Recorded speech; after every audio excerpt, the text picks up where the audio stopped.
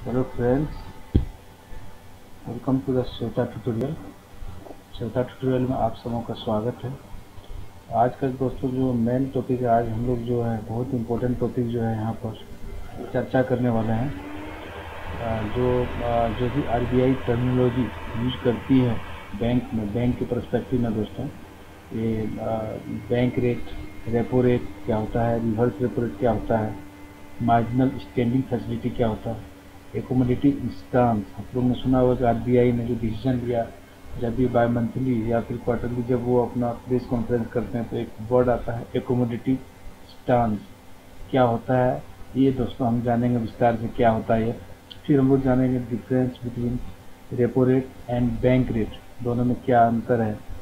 फिर देखेंगे difference between repo rate and marginal standing facility, क्या क्या इनमें जो है अंतर है दोस्तों। इनको हम लोग हर एक जो भी यहाँ पर टर्मिनोलॉजी है विस्तार से हम लोग यहाँ पर जानेंगे। आप चैनल में दोस्तों अंत तक बने रहे हैं ताकि आपको कोई भी चीज़ जो है छूटे नहीं, क्योंकि ये बहुत ही इम्पोर्टेंट है दोस्तों। एग्जाम पॉइंट ऑफ व्यू से भी बहुत इम्पोर्टेंट है, चाहे बैंकिंग एग्जाम हो, चाहे आप यूपीएससी हो, चाहे आप जेपीएससी हो, सारे एग्जाम के लिए इम्पोर्टेंट है। और मैं यहाँ पर कोशिश करूँगा दोस्तों कि जो अभी जो ट्रेंड, अभी जो वर्तमान में जो रेट है, सारे रेट का मैं जो वर्तमान में डिटेल से चर्चा करूँगा ताकि चीज़ें जो आपको ये अपडेट हों। तो शुरू करते हैं दोस्तों। आज का जो है मुख्य जो हमारा जो अध्याय है, इसमें टर्मिनोलॉजी इन इकोनॉमी जो है वो डिटेल से जानेंगे कि किस तरह से जो है आरबीआई जो है किस तरह से जो है ये सब चीज़ों का यूज़ करता है। ये मतलब ये तो एक एग्ज़ाम जो स्टूडेंट है उनके लिए तो इम्पोर्टेंट है ही, आम आदमी को भी ये जानना चाहिए कि जो हमारे देश की जो इकोनॉमी है वो किस तरह से काम करती है, क्या क्या उसका जो है ये सारे जो टर्मिनोलॉजी है क्या इसका जो है मतलब है, और जो बैंकिंग व्यवस्था है कैसे काम करती है। इस तरह का ये जो वर्ड है repo rate, reverse repo rate, किस तरह का जो है ये फंक्शन करती है, ये चीज़ों को हम जानेंगे। मार्जिनल स्टैंडिंग फैसिलिटी क्या है, तो यहाँ पर सबसे पहले दोस्तों बैंक रेट जानेंगे। बैंक रेट क्या है दोस्तों, ये एक दर है, बैंक दर है, जो क्या होती है कि जो कमर्शियल बैंक होती है उस बैंक जो है उनको मिलता है लोन। किससे मिलता है? आरबीआई से मिलता है दोस्तों। तो यहाँ पर देखिए क्या है, ये bank rate is the interest rate at which the nation central bank lends money to domestic banks. ठीक है, तो यहाँ पर क्या है, डोमेस्टिक बैंक को और लोन देता है। ठीक है, in the form of very short, sometimes क्या होता है short time, generally long term के लिए होता है, लेकिन शॉर्ट टर्म के लिए भी ये होता है। Managing the bank rate is a method by which central bank affect economic activity. Economic activity जो होता है, समटाइम्स क्या होता है दोस्तों की जो मनी सप्लाई की कमी हो जाती है, से कभी कभार क्या होता है इन्फ्लेशन ज़्यादा हो जाता है मार्केट में, उसको शॉर्ट करने के लिए बैंक रेट में जो है उतार चढ़ाव करता है। अगर बैंक रेट अगर कम कर देंगे, ठीक है, या ज़्यादा कर देंगे तो मन ज़्यादा कर देंगे बैंक रेट, तो फिर क्या होगा, पैसा कम लेगा बैंक, क्योंकि उसको ज़्यादा रेट देना पड़ेगा। ठीक है, जैसे 4% अगर बैंक रेट है, अगर हम उसको 6% कर देंगे तो स्वाभाविक है कि जो कमर्शियल बैंक है वो इसको लेना नहीं चाहेगा। 4% होगा तो वो लेना चाहेगा क्योंकि उसको कम रेट में मिल रहा है, और जब वो लेगा तो मनी क्या होगा, मार्केट में जाएगा, और मार्केट से फिर क्या लोगों को लोन मिलेगी, सस्ते रेट में मिलेगी, चाहे होम लोन हो या कोई भी इस तरह का लोन हो। ये बैंक रेट है। आगे चलते हैं रेपो रेट। रेपो रेट क्या होता है? रेपो रेट भी एक तरह का दोस्तों लोन है, शॉर्ट टर्म लोन है। ये बैंक को मिलती है, कमर्शियल बैंक को मिलती है दोस्तों, वो आरबीआई देती है। यहाँ पर क्या पढ़ते हैं, repo rate is the rate of interest at which commercial banks borrow money from the central bank. यहाँ भी सेंट्रल बैंक का मतलब आरबीआई होगा दोस्तों। यहाँ पर इन the case of inflation RBI increases the repo rate and in the case of deflation decreases it. अब देखिए यहाँ पर क्या है कि जब जो है क्या इन्फ्लेशन हो, इन्फ्लेशन का मतलब ये हुआ कि जब कीमत में वृद्धि होगी, कमोडिटीज़ का जो वस्तुएं हैं, गुड्स एंड सर्विसेज का जब बढ़ोतरी होगी तो क्या बोलते हैं उसको, इन्फ्लेशन बोलते हैं, कीमत में बढ़ोतरी। तो वहाँ पर क्या करेगा, आरबीआई इंक्रीजेज करेगा रेपो रेट। इंक्रीज करेगा तो स्वाभाविक है जो बैंक है वो पैसा लेना नहीं चाहेगा आरबीआई से। ठीक है, पैसा क्या होगा, कटिंग होगा, शॉर्टेज होगा। ठीक है, ताकि जो है ये जो इन्फ्लेशन है इसको कम किया जा सके। और विपरीत केस में दोस्तों यहाँ पर क्या है, डिफ्लेशन हो जाएगा। ठीक है, RBI increases the repo rate to remove the excess supply of the money. देखिए excess supply of the money को हटाने के लिए, ऑफ द मार्केट को कंट्रोल करने के लिए रेपो रेट का हम यहाँ पर यूज करते हैं। वर्तमान में रेपो रेट अगर हम देखेंगे तो रेपो रेट वर्तमान में कितना है दोस्तों? रेपो रेट हमारा अभी है 4% है, अभी का जो है 4% रेपो रेट है। और बैंक रेट कितना है? बैंक रेट हमारा है 4.25, ठीक है। अब नेक्स्ट हम लोग देखते हैं, नेक्स्ट क्या है रेपो रेट को। अब देखिए reverse repo rate. Reverse repo rate क्या होता है? रिवर्स रेपो रेट जस्ट क्या होता है? Opposite of repo rate.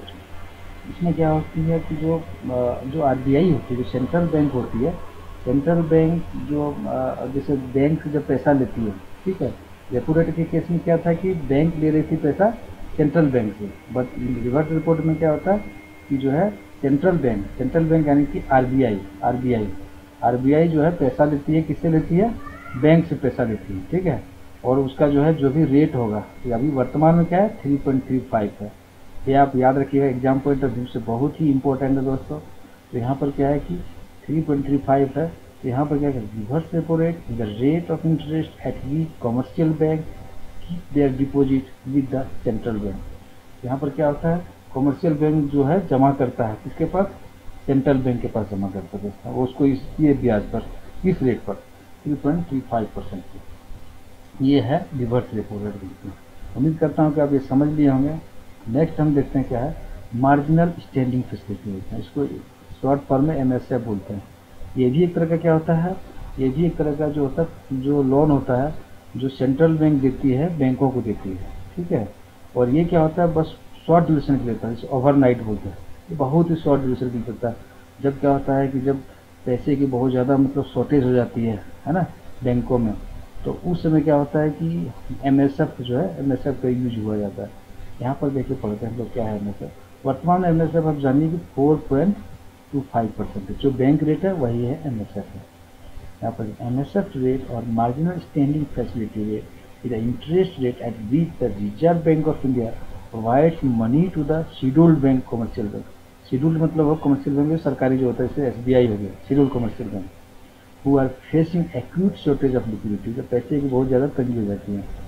This rate differs from the repo rate से अलग होता है। And the bank can get overnight fund from RBI by paying the exclusive MSF rate. जो एक्सक्लूसिव एमएसएफ रेट जो होगा, कहीं न कहीं ये जो है ज़्यादा रेट होता है, ठीक है, ताकि जो है क्योंकि ज़्यादा पैसा मतलब जो आपको तुरंत आपको अकस्मात देगा, शॉर्ट ड्यूरेशन के लिए देगा, तो ज़्यादा ही आपसे वो रेट भी वो ज़्यादा लेगा। फिर यहाँ पर वर्तमान क्या 4.25 है, ये हमारा एमएसएफ है।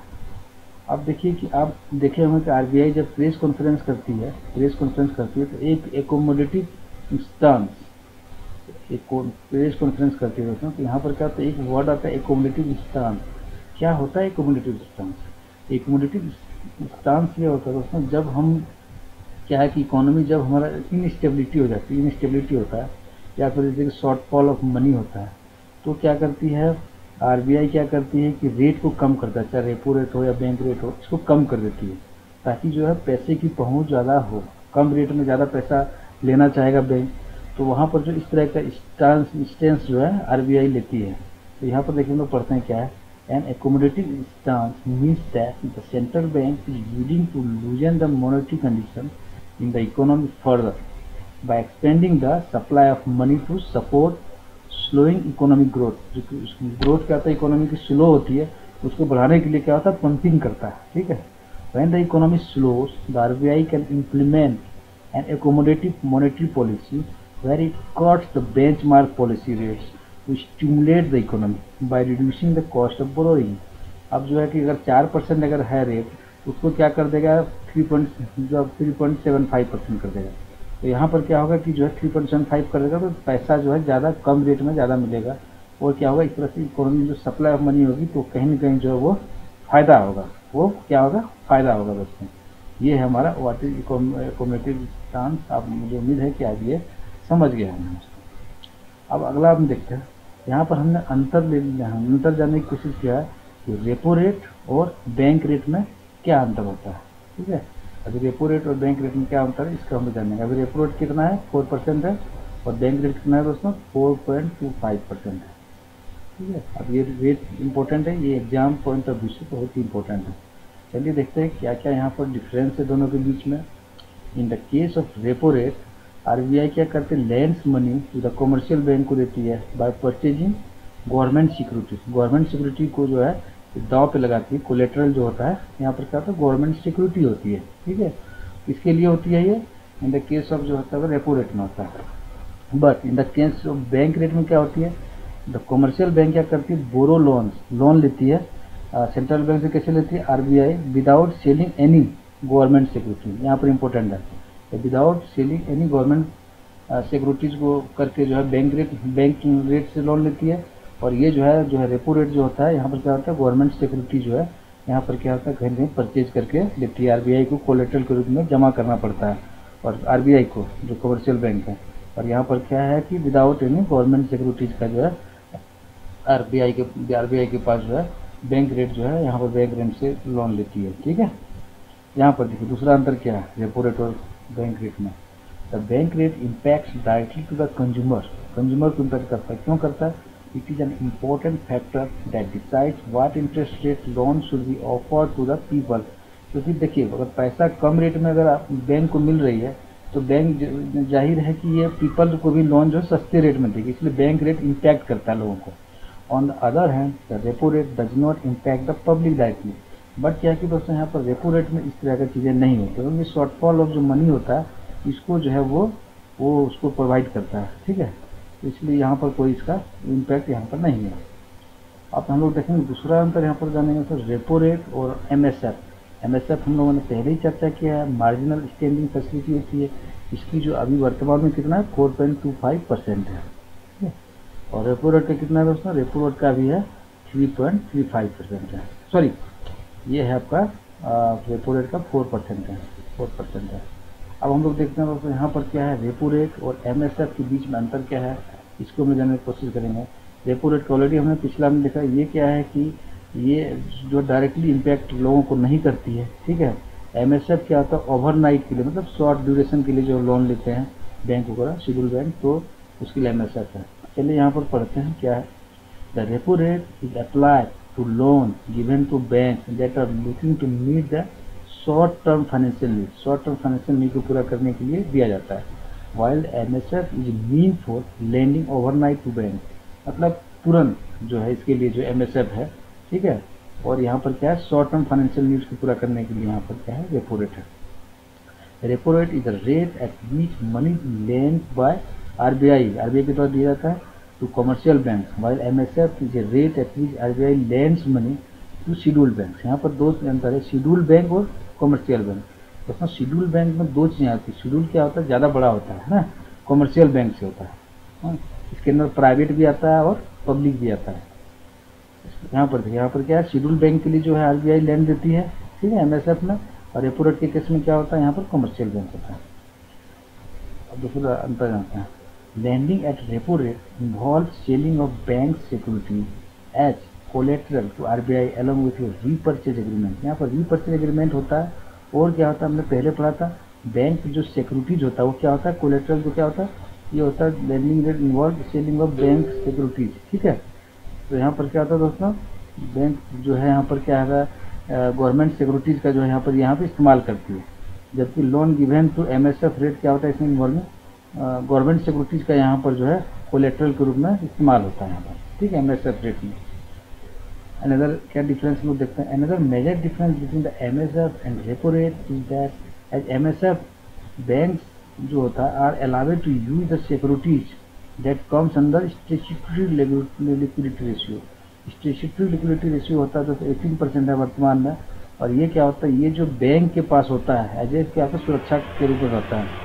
वर्तमान में कितना 18% जो बैंक को रखना पड़ता है। ये गवर्नमेंट सिक्योरिटीज वगैरह जो भी होता है सारी, या फिर नगद राशि आप ये कर लीजिए, कैश कहिए या कहिए आप जो सिक्योरिटीज कहिए, ये सब जो है रखना पड़ता है। लगभग क्या है, बैंक का डिपॉजिट टोटल जितना है उसका जो 18% को रखना पड़ता है। अभी वर्तमान में यही है लोन प्रोसेस। तो यहाँ पर क्या एसएलआर का भी यूज कर सकता है यहाँ पर, ठीक है, एमएसएफ के लिए।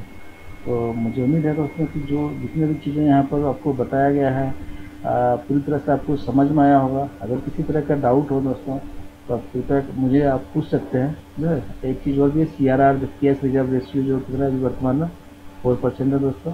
SLR मैंने बता दिया ये 18% है, ठीक है।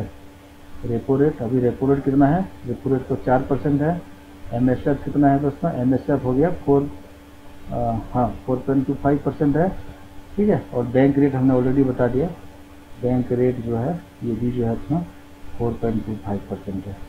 तो उम्मीद करता हूँ कि ये सारे रेट आपको पता होना चाहिए दोस्तों। अभी के सिनेरियो में ये बहुत इंपॉर्टेंट है एग्जाम पॉइंट ऑफ व्यू से, ठीक है दोस्तों। अगर किसी तरह का डाउट हो तो कृपया हमें कमेंट कीजिए, ठीक है। अगर चैनल अच्छा लगे तो आप कमेंट कीजिए इसमें दोस्तों, जो आप सब्सक्राइब कीजिए इस चैनल को। और thank you for watching this channel, ठीक है दोस्तों। और हमें फीडबैक दीजिए आपको और कुछ जानना हो इसमें बैंक से रिलेटेड, ताकि मैं कोशिश करूँगा कि आपको सारी चीज़ें जो है इनकी जानकारी जो है दोस्तों पूरी तरह से आपको अवगत कराया जाए, किसी भी तरह का दिक्कत नहीं हो दोस्तों, ठीक है। Thank you for watching this channel again दोस्तों।